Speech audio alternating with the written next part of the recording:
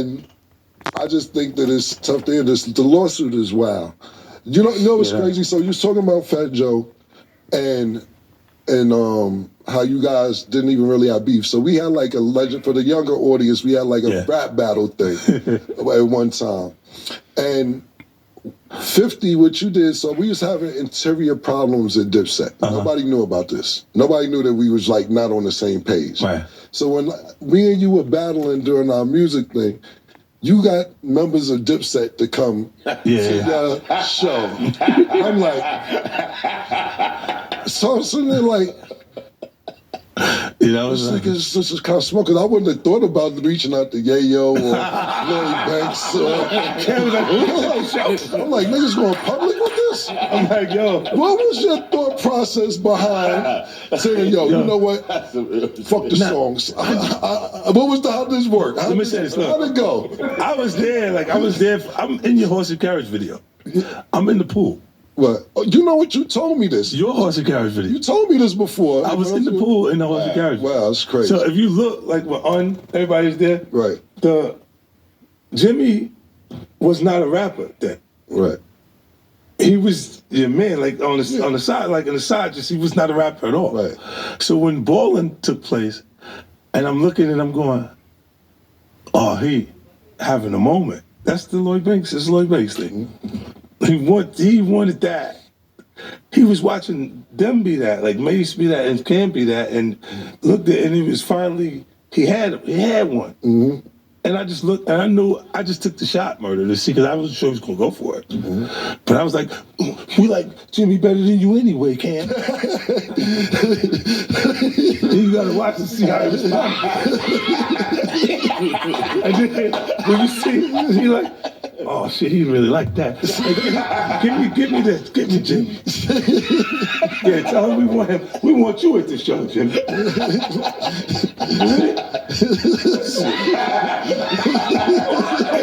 Yeah, but that was one of those things I just threw it out and see what. And then when he bit to it, because it was like he was having a moment that not sure that was going to ever happen again at that point. And then he's going, for them, they had records that were, look, I always say this to certain artists, I go, damn, when is he going to have his moment? Like, Fab, I said this to him. Mm-hmm. I said, damn, but you really, I think his, cuffing season was that fun. But it wasn't a hit like that because it was talking exactly about what was going on at the moment. But the way he brought La Marina and all of the stuff, it was the hottest joint. What was going on in that summer. Exactly at the time. And the time. So I'm like, yo, I jumped on the remix because the record was going without us. Like, so I was like, yeah, I'm right. I got you, I'll do that. And then like we performed that joint. How many times did we perform that record on tour? Yeah. Couple times. Because it felt like a 50 Cent record to me. Like I was like, this is a hit. Like, but he didn't have, like, for a lyricist, like a guy that's that intricate. But the writing, he didn't have a full-on moment that was like Fab's the nigga, period, right now. Like he had a lot of hit records on R&B artists, like a lot of real hot verses that came, but it was on somebody else's joint. Right. It's like, look, Dirk's run is like that. Dirk's biggest records are somebody else's record that he's on, instead of his solo records by himself. Like the solo records make your hair stand up because they're talking some killer shit on there, but the records that really made them a success is usually a collaboration between him and another artist that they're working on. But I was looking, going, when are you gonna have that moment specifically? And I know Jimmy was looking at that like it was someone else at the top of our culture acknowledging. Mm-hmm. Right. Yeah. How you felt when Jim did that shit, Cam? So it's over. It's over. No, because this what happened. So, like, you know, Fifth had sent niggas to my office with black roses and a little coffin. And I was like, all right, cool. Then I did the video. So I was like, all right, cool, this is cool. I remember this real talk. I was on probation at the time.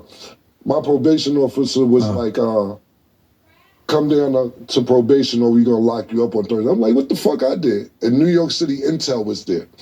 And New York City Intel said, what's going on with you and 50 Cent? I said, it's some music shit. What the fuck are you talking about? They said, well, this seems like it's one real. I say, yo, he puts people out of business. I gotta respond. That's more than anything I love. I told these niggas this. I'm like, yo, the man puts people out of business. You gotta say something. Then one officer's like, yeah, he does, man. He does. It's like, it's just on me. Y'all gonna talk to him? Like, it's like, yeah, his flight is late. We're gonna have a conversation with him too. So the more the story is, like I said, Dipset at that time kind of really wasn't on the same page, but it wasn't external. Yeah. And I was like, maybe I could fix this shit before it gets out of hand.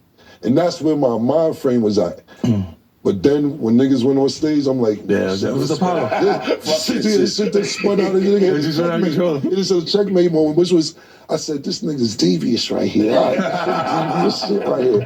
But I respect it. I liked it, that shit. I liked it, that shit. You gotta figure it out, because collectively, there would have been an issue. At that point, that momentum was there. So you gotta look and go, every time, like I would look at it and say, how did I used to study Joe and them? I knew everybody in the background. That guy the third guy in the back on the corner. Yeah, they're from Highbridge. You know what I'm saying? Like, I'm like this and that. Like, I figured we knew all of them. Like, so if something happened, I could immediately respond to it. You know what I'm saying? And we was in